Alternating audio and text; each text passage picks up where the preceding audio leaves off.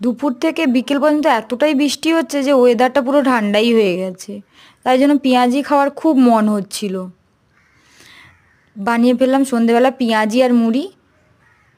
তার জন্য প্রথমে আমি কী করেছি, বড় সাইজের দুটো পেঁয়াজ নিয়ে নিয়েছি। পেঁয়াজ নিয়ে ভালো করে পেঁয়াজগুলোকে ছোট ছোট টুকরো করে কেটে নিয়েছি। পেঁয়াজগুলো আমার কাটা হয়ে গেছে। এরপর নিয়ে নিচ্ছি লঙ্কা, কাঁচা লঙ্কা নিয়েছি। আমি এখানে 5টা কাঁচা লঙ্কা নিয়েছি। কাঁচা লঙ্কাগুলো খুব ঝাল ছিল। তারপরে কাঁচা লঙ্কাগুলোকেও ছোট ছোট টুকরো করে কেটে নিলাম। তারপরে একটা বোলের মধ্যে নিয়ে নিচ্ছি পেঁয়াজের টুকরো আর কাঁচা লঙ্কা টুকরো। তারপরে দিয়ে দিচ্ছি লবণ আর একটু হলুদ। লবণ আর হলুদ দিয়ে ভালো করে মাখিয়ে নেব। দিলে পেঁয়াজ থেকে একটু জল রিলিজ হবে। জল রিলিজ হলে তারপরে দিয়ে দিচ্ছি 5 টেবিল স্পুন বেসন। বেসন দিয়ে আবার ভালো করে মাখিয়ে নিলাম। আমি কোনো জল ইউজ করছি না, পেঁয়াজের জলেই মাখিয়ে নিয়েছি।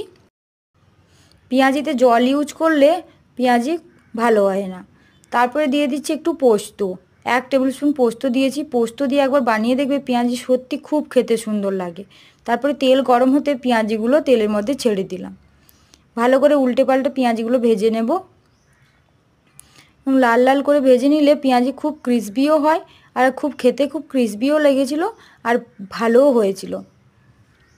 দেখো পেঁয়াজিগুলো ভাজা হয়ে গেছে। এর সঙ্গে দুটো কাঁচা লঙ্কাকেও ভেজে নিচ্ছি। কাঁচা লঙ্কা আর পাঁপড় ছিল বাড়িতে, পাঁপড়কেও ভেজে নিলাম। এরপর মুড়ি নিয়ে পেঁয়াজিগুলোর উপরে একটু শসা কুচি ছড়িয়ে কাঁচা লঙ্কা দিয়ে পাঁপড়ের টুকরো দিয়ে খেতে তো খুব অসাধারণ লাগছিল। তোমরা